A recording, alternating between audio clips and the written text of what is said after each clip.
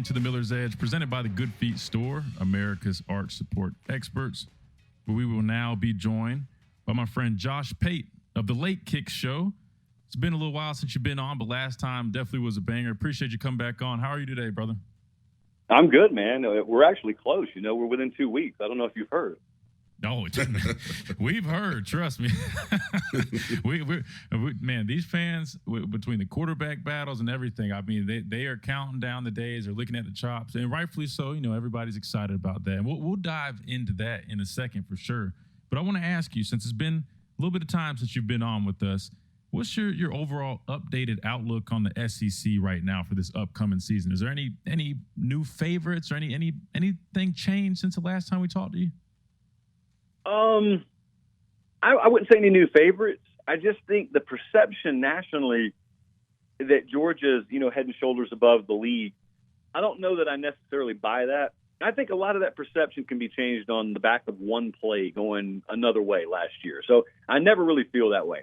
I also think that the more I think about Texas A&M, the more you hear feedback from fall camp. It is crazy how loaded their wide receiver room is. No one thinks about it because they don't use it properly. But if they ever use that thing properly, they could be a really good offense out there. And that's a team that lost a lot of close games last year. So I think there's probably a lot more competitive balance in the league, or at least it looks like there will be going into the year, than maybe the nation realizes. I was just looking at Mississippi State this morning. I mean, that's 20 of 22 projected starters being seniors. I don't know that I've ever seen that.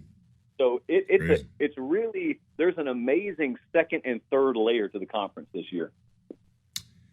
Josh, when you look at the overall SEC, as you mentioned, it could be parity across the board, at least top half of the SEC. Georgia named their starting quarterback, Carson Beck, is going to be that guy. No shocker there. But I'm with you with Georgia because I look at this team and I see maybe some of the same issues, let's say Alabama is having, if you want to call them issues. But people look at Alabama a little more harsh, but give Georgia the credit because of the schedule maybe. I just don't see why Georgia's getting favoritism there and Alabama is getting the doubt. Well, so you're right about that. You're not supposed to really take record or schedule into consideration if you're judging a team, because the team should be judged in a vacuum, but people do it all the time.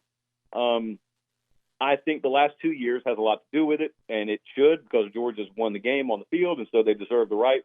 But what I love to do is I love to just listen to the head coaches this time of year at places where they'll be honest with you. So Nick Saban's not going to pump a portion of his team up that doesn't deserve it. Well, Kirby's the same way. And so Kirby's been over there, and they've had running back depth issues. They hadn't even been able to practice the way they want to because they don't have enough healthy bodies there. They did not run the ball Saturday in their scrimmage at all because they couldn't. And when I say they didn't, I mean they didn't even try to. It's not like they were getting stoned at the line of scrimmage. They just didn't try and run it. And that's not the way they want to practice. And so Kirby last Saturday said, look, we're not where we were this time last year. Now, we're probably better than we were after our first scrimmage, but we're not where we were this time last year. Well, people hear that, and I guess they just think he's lying. I guess they just think he's intentionally misleading you, or they think it won't matter because, like you said, with the schedule they play, by the time they round into form or by the time the tough part of the schedule gets here, they will have rounded into form. But I don't like looking at it that way. I just like looking at what I think you are as a team. Maybe I'm right, maybe I'm wrong, but whether you're going to play a high school schedule or in the NFC East, I just want to know what are you as a team, and I like to judge you accordingly. Our guest here is Josh Pate of the Late Kick Show. Josh, I want to ask you, it's a two-part question. Alabama's coming off a two-loss season, right? Many people are kind of writing them off. They seem to think they've lost that edge. What do you think it's going to take for Alabama to regain that edge and ultimately, be crowned national champions? And also, there's a lot of talk about the quarterback battle going on. Do you have a pick or a favorite? I know a lot of people are leaning towards Milroe, but do you have a guy in mind that you think is the guy for them this upcoming season? I think in terms of skill set, the one that I think complements their offense the best right now is Jalen Milroe. If you ask me if I have any guided knowledge or is there smart money, I don't know that exists, quite frankly. But if I were to lean one way, I would lean Jalen Milroe. But the edge that you talked about is really interesting because we talked about this last time I was on the show with you guys about how many close games they had last year, how many one-possession games they had last year, and how it was indicative of maybe playing to the scoreboard instead of playing to the standard. Well, that's the definition of an Alabama team losing its edge. So it's not that you don't play hard. It's not any of that. It's just there's an edge. You know it because you played on teams with that edge. And so there's an edge that they have when they're at their best that I think it would be honest to say they lacked last year. Now, here's what I am always excited to see.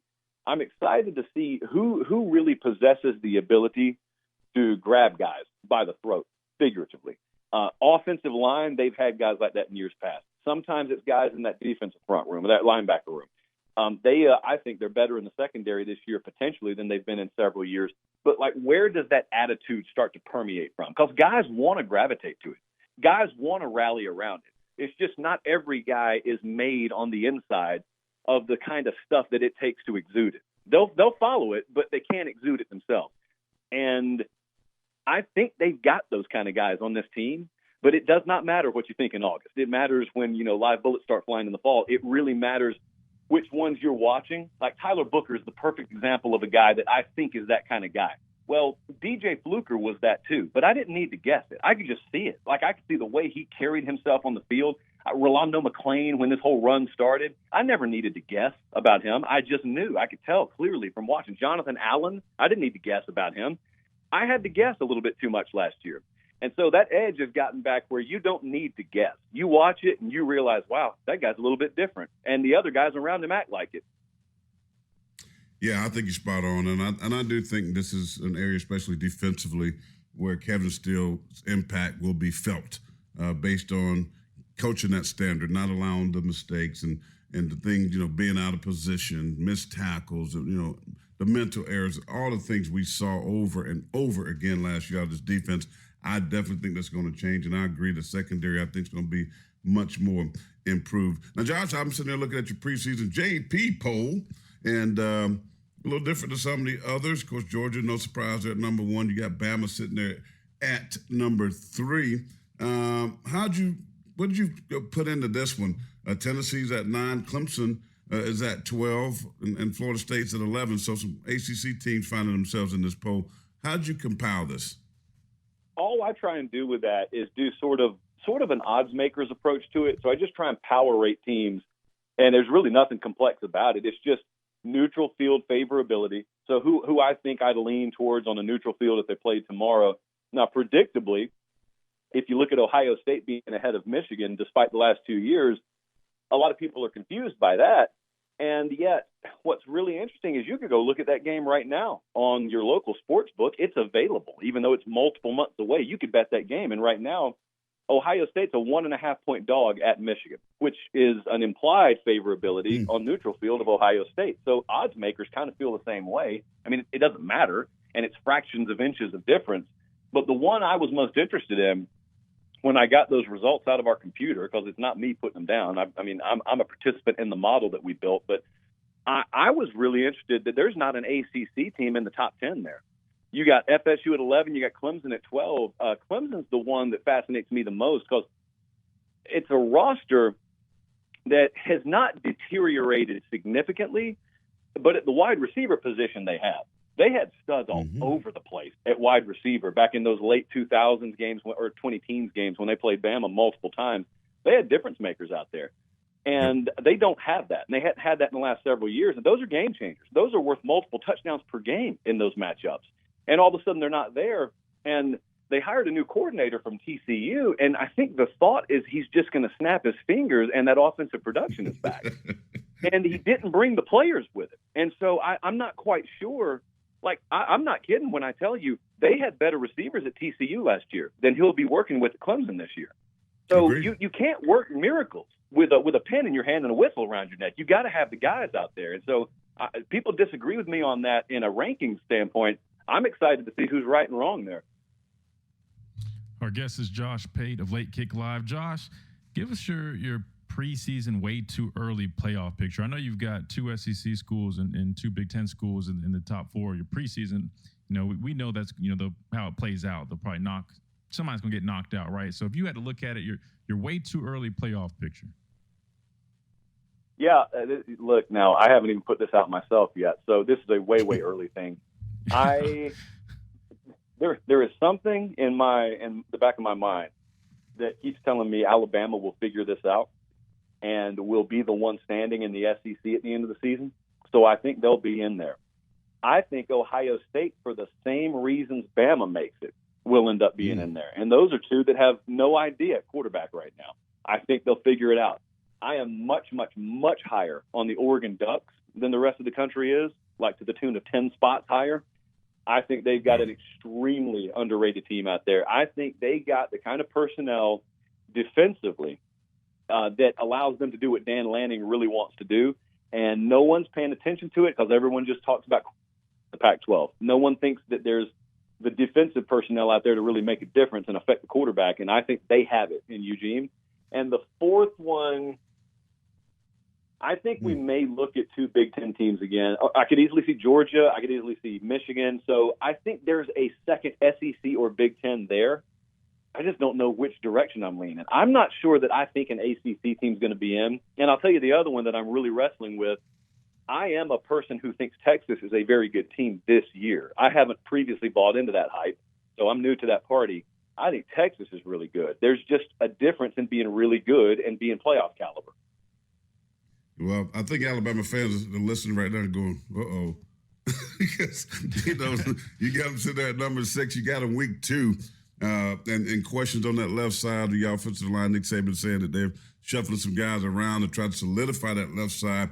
Texas definitely got a defensive front. So I'm like you. I'd never really buy Texas, but I'm very intrigued, coming into the season. Josh, I must ask you about my Gamecocks, been here in Columbia, South Carolina, and alumni. Just had their second scrimmage. Shane Beamer, I know you've sat down with him. You've been in Columbia, I believe.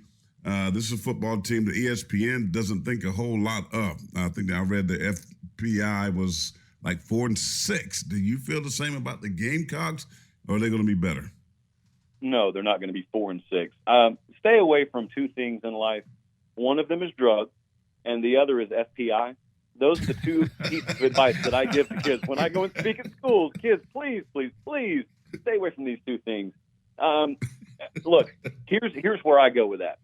I highly doubt that I would get anyone who's responsible for putting that out to put their own money behind that. So they don't even believe that. So, no, I don't believe it. Now, here is what I do know. I do know that guy, Shane Beamer. I know that guy has improved that team and that roster pretty significantly.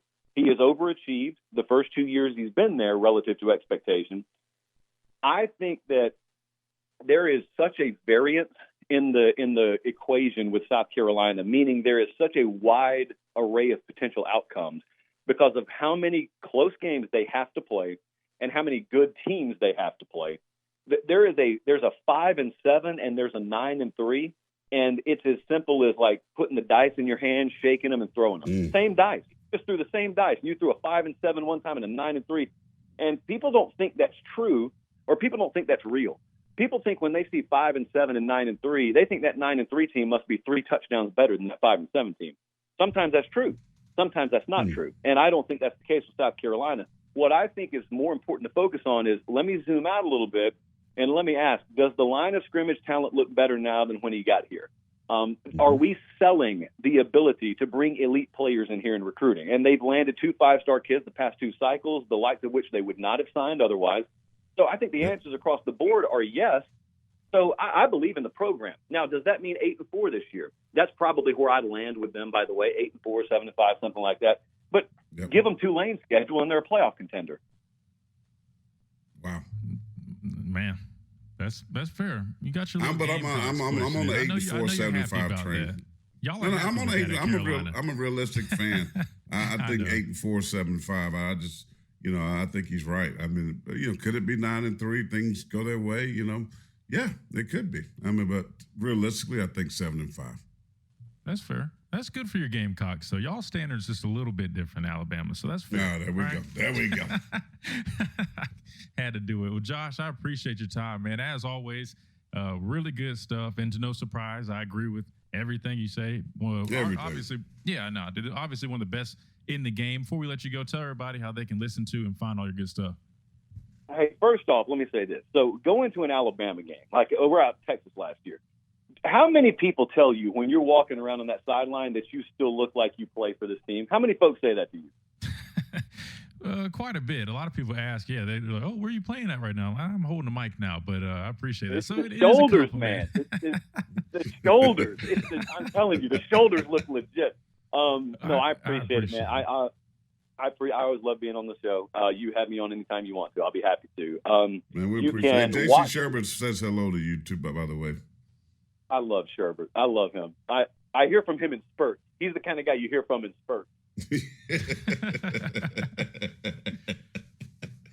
But I appreciate you guys having me on. The Late Kick, you can find it on YouTube anywhere. If you want to listen on podcast, you can search Late Kick there. It's anywhere you want to watch or listen, we put it there. So you won't have trouble finding it.